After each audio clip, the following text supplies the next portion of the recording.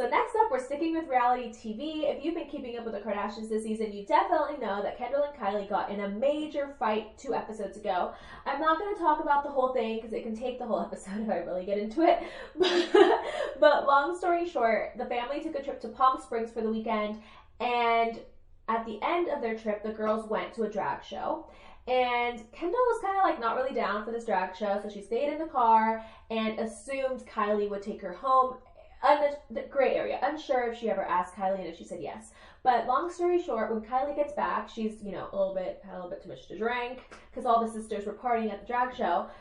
Kendall's like, oh, so can we put my address in so they can drop me off? And Kylie's like, no, like, why would I drop you off? And Kendall's like, I thought you were going to drop me off. And then we don't see it on camera, which really sucks, but like they're literally like yelling at each other. And Kylie's like, why the F would I take you home to Beverly Hills when I live in Calabasas, which is like such a first world problem. But I apologize, I tie-dyed. So like if you're watching the YouTube, like my hands are blue and I look like a Smurf because I was tie-dyeing this week. But anyways, it's such a first world problem, but like honestly, if you're from LA, it's a mission to drop people off. Yeah, like, that's far. That's like very far. Calabasas to Beverly Hills was like an hour. Mm-hmm.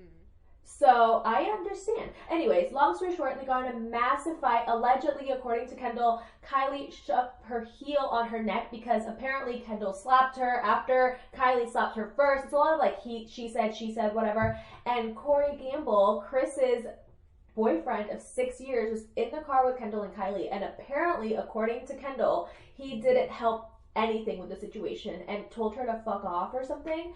And so it's just like it's a lot. It's a lot of he said, she said. We weren't there. We just heard them yelling at each other because I think Courtney was calling them. So it's kind of crazy. So now we're back to this week's episode, and Kendall's pissed. Kylie's still mad, and Corey calls Kendall to kind of like talk things out. And Kendall's expecting an apology, and he doesn't apologize, and he ends up calling her. Well, he doesn't call her an asshole. He says, you can be an ass sometimes. And she didn't take that well, which I get. So I guess my question to you is like, what do we think about this? Like, should Corey have said that to Kendall? Like, should he have just apologized and kind of just for the better of the family? Or was he valid in saying, like, Kendall, you can kind of be an ass sometimes? Okay, I will say you will be very impressed with me. So the other day when I was working on our prop coverage, which you can find on our Instagram, yes. I actually had Keeping Up with the Kardashians in the background. I was just like, I need something on. I had just like had CNN on, but I was like, I want something like more lighthearted while I do this. So I put it on. And so I actually kind of saw a little bit of this go down. Like I wasn't fully paying attention, but I did see it.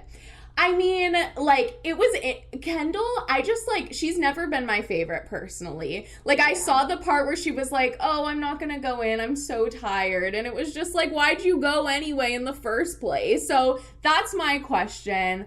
But I can understand wanting to go home, and also like Kylie could have easily had her driver take her home. Like they have money to do so. So I don't know the whole situation, but I would say I would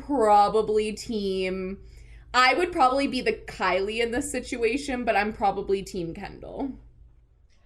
I feel like I would be the Kendall in the situation, getting mad that somebody wouldn't be able to drop me home. But I understand. It's kind of difficult because like Kendall the whole weekend, like even before they went to Palm Springs, she's like, I don't want to go, and she ends up going and is kind of like a Debbie Downer the whole time. And then like you said, like they go to dinner before they go to the drag show, and she's just like, oh my god, I wish I could have gone home early with Scott, but he only had a 2-seater. And like Kendall was already kind of fired up because Kylie took her outfit that she wanted to wear. I know, first world problems. And so it's kind of just like, you were being a Debbie Downer, like you didn't want to be there in the first place, so like it was bound to happen. I think they were bound to fight at some point, but also like to the point, like just drop her off. Like you're not actually driving, Kylie, it's your driver. You're probably going to be asleep in the car, like you're not even going to notice, and it's at night, so like just drop her off. And this could have been, but I really feel bad for Kris because I feel like when you have 6 kids and you have a boyfriend, like the boyfriend's not going to get along with all the kids. and obviously Kendall is the one who he doesn't vibe with. So I kind of feel bad because now she's stuck in the middle. And I feel like, sometimes I'm sure Kendall can be an ass. And I don't think he probably should have said that in that moment. I think he probably should have just taken the high road and apologized. But now we have more content for next week. So I don't know. Yeah, definitely.